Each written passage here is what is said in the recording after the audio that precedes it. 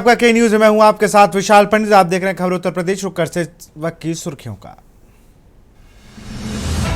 Petrol diesel के बाद अब एलपीजी गैस के दाम भी बढ़े। एलपीजी गैस सिलेंडर के दाम 50 रुपए बढ़े। उज्ज्वला योजना और नॉन उज्ज्वला उपभोक्ताओं पर भी लागू होंगी कीमतें। लखनऊ में एक राष्ट्रीय चुनाव अभियान। सीएम ने प्रथम Akhil Bharatiya police handball cluster का किया उद्घाटन। बोले 2014 के पहले देश के सामने था पहचान का संकट। बलिया में परिवहन मंत्री का राहुल पर निशाना। बिहार में पलायन रोको नौकरी दो यात्रा पर उठाए सवाल। देश में बेरोजगारी बढ़ाने का काम कर रही उन्हीं की सरकार ने किया था। 2027 के लिए बीएसपी चलाएगी भाईचारा अभियान। अंबेडकर जयंती के सहारे बढ़ाएगी भाईचारा। दलित और पिछड़ों को जोड़ने के लिए 14 अप्रैल से भाईचारा अभियान। बागपत में एटीएम घोटाले का पर्दाफाश। 5.26 करोड़ के गबन से 90% रकम बरामद। पुलिस ने आरोपियों को गिरफ्तार कर सुरंग बनाकर घर और खेत में दबाई थी रकमें। कानपुर में मंदिर में लूट करने वाले गिरोह का पर्दाफाश। ग्राम प्रधान की पत्नी और बेटा निकले लुटेरा। गिरफ्तार 10 आरोपियों में 9 महिलाएं शामिल। सीसीटीवी फुटेज बना बड़ा सबूत। खबरों का सारथी। खबर हरदोई से है। युवक की फरसे से काटकर निर्मम हत्या। घटनास्थल पर पहुंचे एसपी नीरज जादौन। गांव में फेरी लगाने गया था युवक। कुछ लोगों ने घेर कर फरसे से की हत्या। पुलिस ने चारों लोगों को हिरासत में लिया। बेनीगंज कोतवाली के भैन गांव का मामला।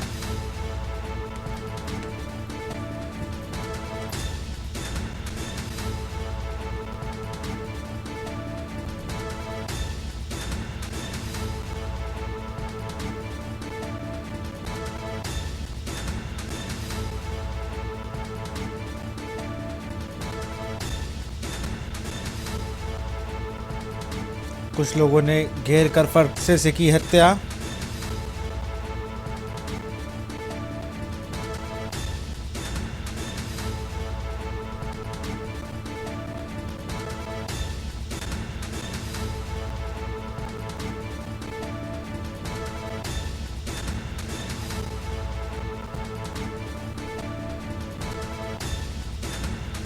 घटनास्थल पर पहुंचे एसपी नीरज जादौन।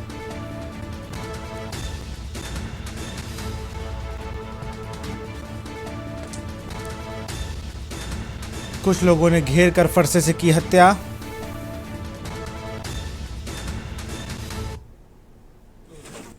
आज सुबह लगभग बेनीगंज थाना क्षेत्र के भैनगांव नामक एक गांव से पुलिस को सूचना प्राप्त हुई कि कुछ महिलाएं और पुरुष इकट्ठे होकर लाठी डंडों से एक व्यक्ति की पिटाई कर रहे हैं तथा उसको बुरी तरह घायल कर दिया। पुलिस तत्काल मौके पर पहुंची। घायल व्यक्ति को अस्पताल लेकर गए, जहां डॉक्टर ने उसको मृत घोषित कर दिया। इस व्यक्ति का नाम सरपंच है, जो कि मझगवा गाँव का रहने वाला है। 4 अभियुक्तों को पुलिस ने मौके पर ही पकड़ लिया, इनको हिरासत में ले लिया है। ये अभियुक्त भी भैनगांव के रहने वाले हैं, लेकिन मूल रूप से मझगवा गांव के रहने वाले 15-20 साल पहले इस गांव में आके रहने लगे थे। फतेहपुर से खबर है। पीओपी का काम करने वाले मजदूर की नृशंस हत्या। हत्या के पहले आरोपियों ने प्लास से हाथ पैर के नाखून उखाड़े। छत विचित हालत में मिले पीओपी मजदूर का शव। हत्या से पहले आरोपियों ने प्लास से हाथ पैर के नाखून उखाड़े।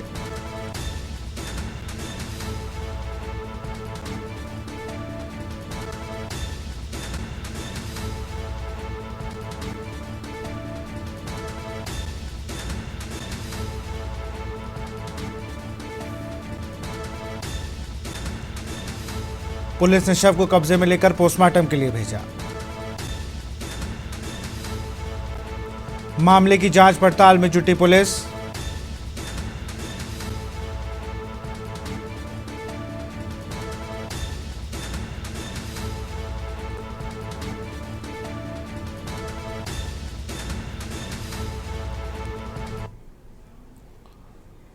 अगली खबर आपको लखनऊ से बता रहे हैं। बहुजन समाज पार्टी चलाएगी भाईचारा अभियान। अंबेडकर जयंती के सहारे भाईचारा बढ़ाएगी बसपा। 14 अप्रैल से भाईचारा अभियान की होगी शुरुआत। बीएसपी से दलित और पिछड़ा को जोड़ा जाएगा। प्रदेश भर में बसपा कार्यक्रम करेगी। आयोजित विधानसभा 2027 चुनाव को लेकर बसपा ने कसी कमर।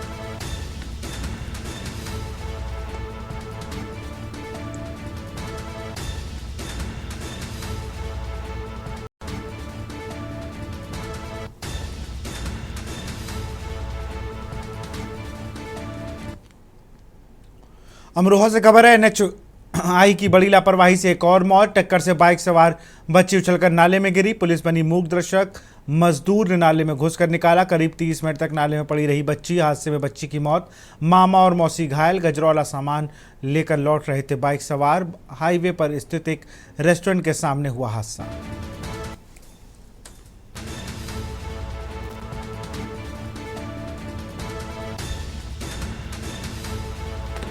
टक्कर से बाइक सवार बच्ची उछल के नाले में गिरी।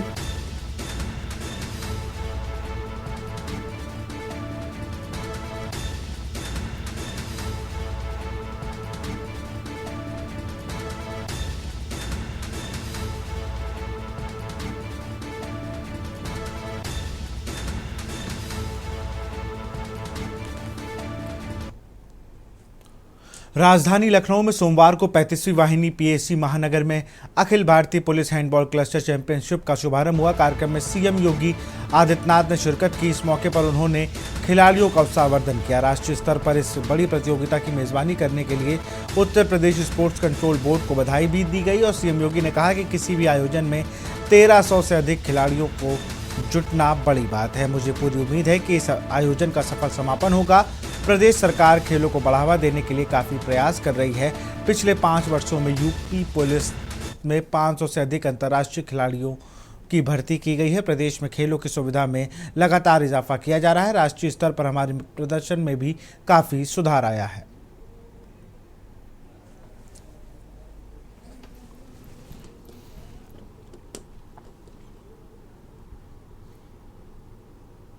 हम सब जानते हैं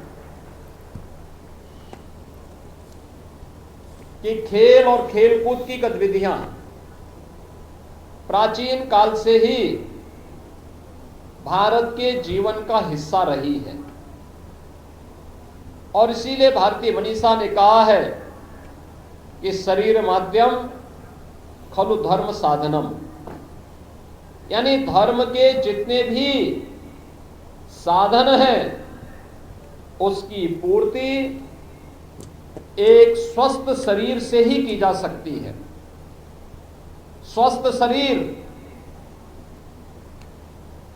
में ही एक स्वस्थ मस्तिष्क निवास कर सकता है। यानी अगर आप सशक्त राष्ट्र की परिकल्पना को साकार करना चाहते हैं तो हमें स्वस्थ भारत चाहिए। और स्वस्थ भारत के लिए खेलकूद की इन गतिविधियों को हर स्तर पर प्रोत्साहित करने की दिशा में प्रयास होने चाहिए। और इसी दिशा में प्रधानमंत्री मोदी जी ने देश के अंदर एक नई खेल संस्कृति को बढ़ावा दिया।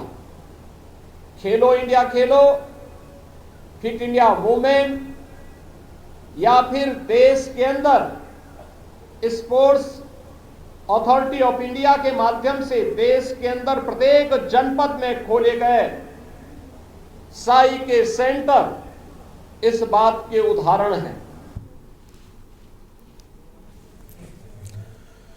सहारनपुर के देवबंद कचहरी पहुंचे भाजपा के फायर ब्रांड नेता पूर्व विधायक संगीत सोम ने अखिलेश यादव पर बड़ा बयान दिया। उन्होंने कहा कि जब यूपी में मुगलिया सरकार थी, यानी अखिलेश यादव की सरकार थी, तब पुलिस से AK-47 छीन ली गई थी। और तो वो आखिर कहाँ गई? मैं गारंटी से कहता हूं कि अखिलेश यादव ने वह AK-47 आतंकियों को दे दी होगी। दरअसल यह बात सहारनपुर में सोमवार को MP MLA कोर्ट में पहुंचे भाजपा के पूर्व विधायक संगीत सोम ने कही। उन्होंने कहा कि देवबंद के मिर्गपुर गांव में AK-47 की घटना के विरोध में महापंचायत बुलाई गई थी। इसमें सिर्फ बच्चे शामिल थे, लेकिन तब के सरकार ने उनके खिलाफ ही मुकदमा दर्ज किया था। उन्होंने कहा, मेरा इसी मामले में कोर्ट में पेशी हुई। उन्होंने ये भी आरोप लगाया कि अखिलेश की सरकार में आतंकियों का समर्थन करती थी और उन्हें संरक्षण देती थी। वक्फ बोर्ड को लेकर भी संगीत सोम ने तीखी टिप्पणी की। उन्होंने कहा कि वक्फ बोर्ड कोई मुद्दा नहीं है, बल्कि एक गिरोह चल रहा है। जो नया कानून आया है उससे गरीब मुसलमानों को भी न्याय मिलेगा। राणा सांगा पर की गई कथित टिप्पणी को लेकर भी संगीत सोम ने अखिलेश यादव को घेरा।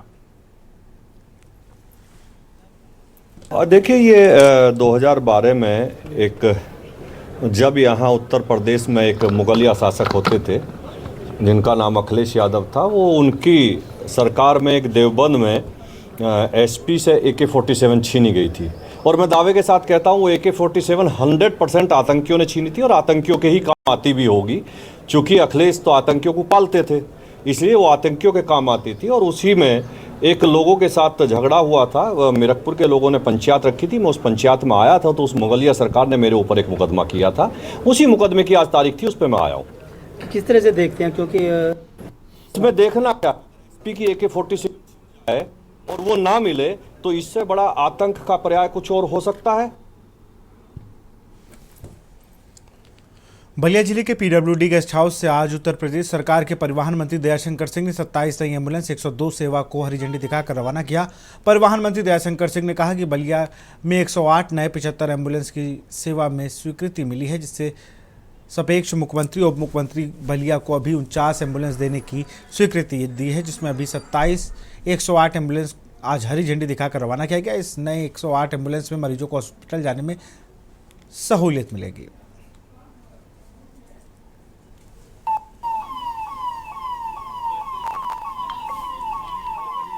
एक 108 एम्बुलेंस जो सेवा है उसके बलिया में नई 149 जो है एम्बुलेंस को सरकार ने स्वीकृति दिया है, जिसमें 27 एम्बुलेंस का आज हम लोगों ने हरी झंडी दिखा करके रवाना किया है। 22 और अभी आ रही है और ऐसे 75 जो है यहाँ 108 एम्बुलेंस की सेवाएं बलिया में है और इससे बलिया के लोगों को त्वरित चिकित्सा के लिए बहुत लाभदायक होगा। यूपी के चिल्लूपार विधानसभा क्षेत्र में पूर्व विधायक सपा नेता विनय शंकर तिवारी के लखनऊ और मुंबई समेत 10 ठिकानों पर ईडी अफसरों ने सोमवार सुबह से छापेमारी शुरू की। गृह जिला गोरखपुर ही नहीं, ईडी की टीम नोएडा स्थित उनके ऑफिस जा धमकी। इस ताज़ा कार्रवाई के बाद संभावना जताई जा रही है कि ईडी ने विनय के खिलाफ चार्जशीट तैयार कर ली है। इसके लिए कोर्ट में चार्जशीट पेश करने के लिए जांच के अंतिम रूप देने को ईडी ने सक्रियता दिखाई है। सूत्रों की माने तो ईडी की जांच में सामने आया था कि मेसर्स गंगोत्री इंटरप्राइजेज लिमिटेड ने अपने प्रमोटर्स व निवेशकों के साथ मिलकर बैंक ऑफ इंडिया के नेतृत्व में 7 बैंकों से कॉन्सल्टिंग में 1129.44 करोड़ रुपए की क्रेडिट का लाभ लिया। बाद में यह रकम मनमाने तरीके से अन्य कंपनियों में निवेश कर दी, जिससे संबंधित बैंकों में इसकी रकम बड़ी धनराशि वापस नहीं हो सकी। बैंकों को करीब 754.24 करोड़ का नुकसान पहुंचाया गया।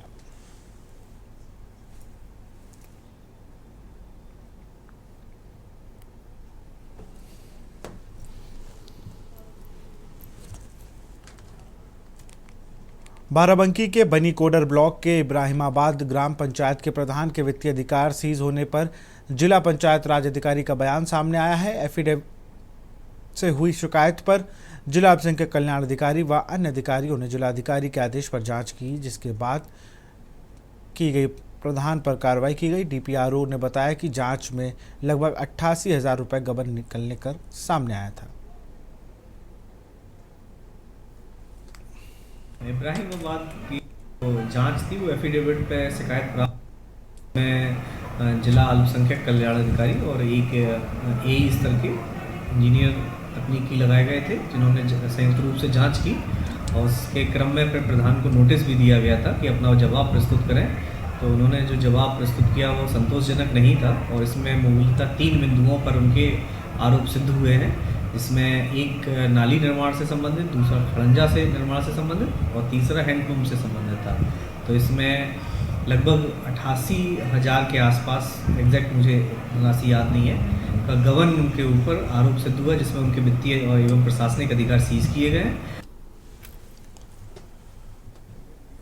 खबर सहारनपुर से, जहां जमीयत उलेमाए हिंद ने वक्फ संशोधन कानून 2025 को भारतीय संविधान के खिलाफ बताते हुए सुप्रीम कोर्ट में चुनौती दी है। संगठन ने इस कानून को संवैधानिक वैधता को लेकर रिट याचिका दायर की और केंद्र सरकार से इसे लागू करने से रोकने के अंतरिम आदेश की मांग की है। जमीयत के अध्यक्ष मौलाना अरशद मदनी ने कहा कि यह कानून मुसलमानों की धार्मिक स्वतंत्रता पर हमला और संविधान की स्वच्छता के खिलाफ है। इस चीज ये और वक्फ करना, वक्फ जायदाद, ये हमारा एक मजहबी शिआर है। हिंदुस्तान के दस्तूर ने हमें अपने मजहब के अंदर आज़ादी दी है। ये एक बदकिस्मती की बात है कि मुल्क का वो सेकुलर दस्तूर जिसके अंदर हर अक़लियत को और ख़ास तौर पर मुस्लिम अक़लियत को अपने मजहब के साथ ज़िंदा रहने का हक़ दिया गया है, उस हक़ को मौजूदा गवर्नमेंट छीन रही है। ये कहना बिल्कुल गलत है कि हम इसके ऊपर दस्तदराजी नहीं कर रहे हैं, बल्कि हम उसके नज़्म व इंतज़ाम के लिए जो कमेटियां बना रहे हैं उसके अंदर मुसलमान और हिंदू सबको रख रहे हैं।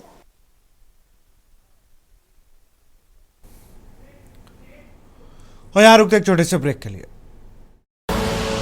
आप देख रहे हैं ब्रेक के बाद आपका स्वागत है। महाराजगंज के कुलोही थाना क्षेत्र के पकड़िया गांव में जिला पंचायत सदस्य दीपक पांडे के घर पर सोमवार को ईडी ने छापा मारा। यह कार्रवाई पूर्व मंत्री पंडित हरिशंकर तिवारी के रिश्तेदार दीपक पांडे के खिलाफ की जा रही छापेमारी की सूचना मिलते ही क्षेत्र में हड़कंप मच गया और इसकी चर्चा तेज हो गई। ईडी की टीम द्वारा पूछताछ की जा रही है और इस कार्रवाई को सपा नेता विनय शंकर तिवारी के ठिकानों पर हुई छापेमारी से जोड़कर देखा जा रहा है। कब कल आएगा, क्या जी आएगा?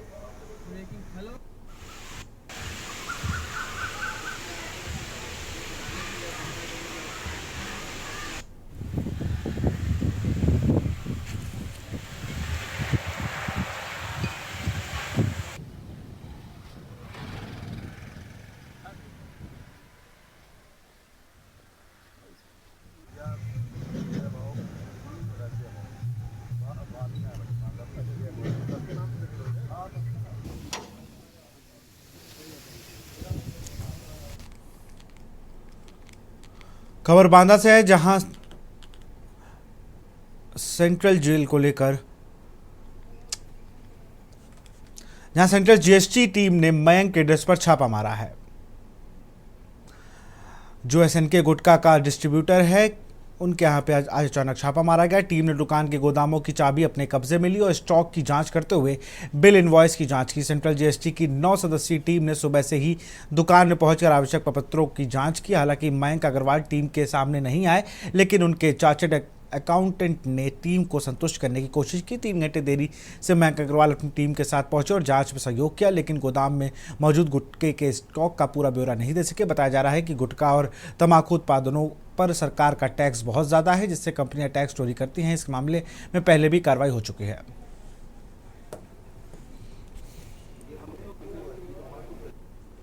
ये छापेमारी नहीं, ये एक सर्वे है गवर्नमेंट के द्वारा। उन्होंने सर्वे में जो कागज मांगे वो कागज दिए गए, आगे जो कागज मांगे जाएंगे वो कागज उनको प्रस्तुत किए जाएंगे और जिस प्रकार से हम कार्य करते हैं तो पान मसाले का काम है, कहे का कारोबार है आपका? हमारा पान मसाले एसएनके पान मसाले इसी के सुबह। तो आज छापेमारी की? छापेमारी न करके सर्वे किए? किस चीज़ का?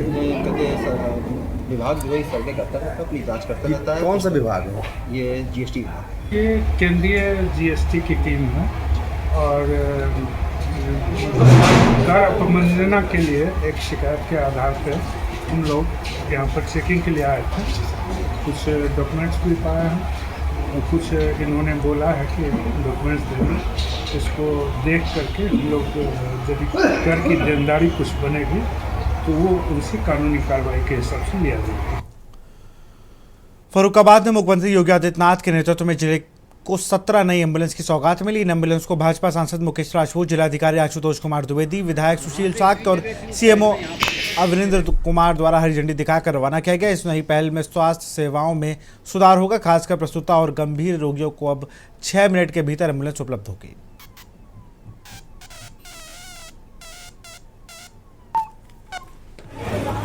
एक 17 एम्बुलेंस नहीं मिली है, जो अभी आपके सामने हरी झंडी देके माननीय विधायक जी ने और जिला अध्यक्ष जी के अध्यक्षता में हम लोगों ने रवाना की है। सीओ साहब भी है। तो ये फर्रुखाबाद जनपद में जो थोड़ी सी पुरानी हो गई थी, उनकी पुरानी एम्बुलेंस की जगह 102 की 9 है और 108 की 8 है। ऐसे करके टोटल 17 एम्बुलेंस नहीं मिली। मुझे लगता है इसमें जो भी कोई भी उन्नाव जनपद के हसनगंज में स्थित राजकीय औद्योगिक प्रशिक्षण संस्थान में टैबलेट वितरण कार्यक्रम का आयोजन किया गया। इस कार्यक्रम में क्षेत्रीय विधायक ब्रिजेश कुमार रावत मुख्य अतिथि के रूप में उपस्थित हुए और उन्होंने प्रशिक्षुओं को टैबलेट वितरित किए। कार्यक्रम का शुभारंभ विधायक ब्रिजेश रावत के द्वारा मां सरस्वती की प्रतिमा पर दीप प्रज्वलित कर किया गया। विद्यालय के प्रधानाचार्य मनीष कुमार सेठ ने मुख्य अतिथि को पुष्पगुच्छ देकर उनका स्वागत किया। इस अवसर पर विधायक ने परीक्षार्थियों के उज्जवल भविष्य की कामना की।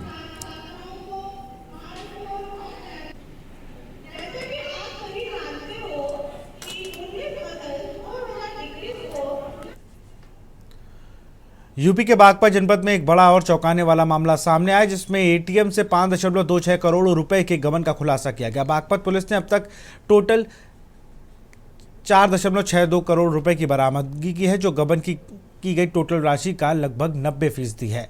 मुख्य आरोपी गौरव पुत्र कुलदीप निवासी आरिफपुर खेड़ी, रॉकी पुत्र राजपाल निवासी हसनपुर और मनीष पुत्र राहुल निवासी को गिरफ्तार कर लिया गया है। ये तीनों आरोपी एटीएम में पैसा डालने का काम करते थे। बरामद की गई रकम को सुरंग बनाकर घर और खेत में दबाया गया था। कुछ जगहों पर पैसे भूसे और उपलों के नीचे छुपाए गए थे ताकि किसी को शक न हो। पुलिस के अनुसार गौरव के ठिकाने से 2.31 करोड़, रॉकी के ठिकाने 2.29 करोड़ और मनीष की निशानदेही में 50,000 रुपए की बरामदगी हुई है। इसके अलावा पहले से गिरफ्तार एक अन्य आरोपी रोहित उर्फ गुड्डू से भी 63,600 रुपए पहले ही बरामद किए जा चुके हैं।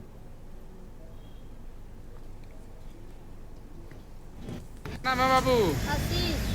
क्या लिए हो? तेल। कहाँ से ले आ रहे हो तेल?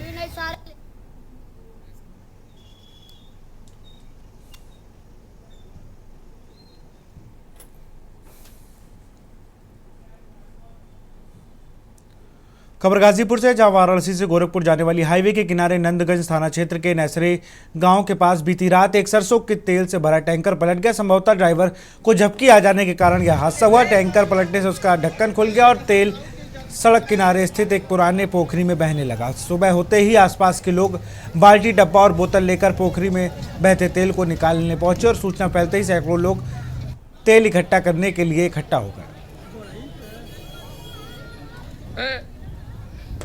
बहन जी क्या ले रही हैं आप? क्या नाम है आपका? क्या नाम है बाबू? क्या लिए हो? तेल। कहाँ से ले आ रहे हो तेल? नैसारे ले। नैसारे? कैसा नैसारे? ट्रैक्टर बड़ा था, पलट गया था तो गड़ाम गिर गया था। हाँ, तो इधर ले रहे वही लेके आ रहे हो? अच्छा, क्या नाम है भाई साहब आपका? हमारा नाम पड़ेगा लोकशंकर पांडे। और यहाँ आज भीड़ लगा हुआ, किस प्रकार का भीड़ है ये? यहाँ पर एक पोखरा था पुराना, यहाँ पर लोग मरमदान करते हैं, जानवर मरे हुए फेंके जाते हैं। जो एक ट्रक था वाराणसी से होकर के गोरखपुर की तरफ जा रहा था सरसों का तेल लाद के, जो कि नींद की वजह से पलटी मार गया है। रायबरेली के कुहा रामपुर गांव से बाराबंकी के जोंधिया गांव अपने ननिहाल आया बालक हर्षित अचानक लापता हो गया। वह तालाब में कूड़ा फेंकने के लिए निकला था लेकिन वापस नहीं आया। तालाब किनारे बालक के चप्पल मिले, जिससे परिजनों ने होने की आशंका जताई। सूचना पर कोतवाली पुलिस मौके पर पहुंचकर जांच और खोजबीन में जुटी है।